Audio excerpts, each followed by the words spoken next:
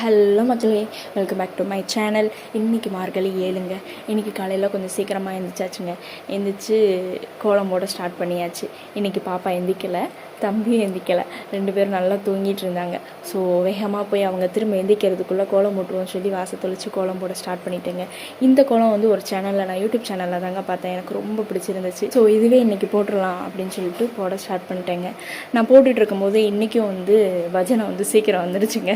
போட்டு முடிக்கும்போது கரெக்டாக வந்துருச்சு. போட்டு கலர்லாம் கொடுத்து முடித்து உள்ளே வந்திருக்கேன்.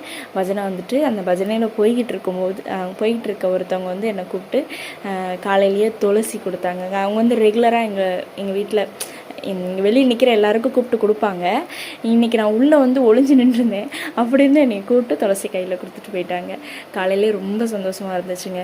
இந்த கோலம் எப்படி இருக்குன்னு சொல்லுங்கள். இந்த கோலம் போட்டோன்னே எனக்கு ரொம்ப பிடிச்சிருந்துச்சு. அந்த சேனல்காரங்க போட்டிருந்த மாதிரியே தான் அந்த கோலம் போட்டிருந்தேன்.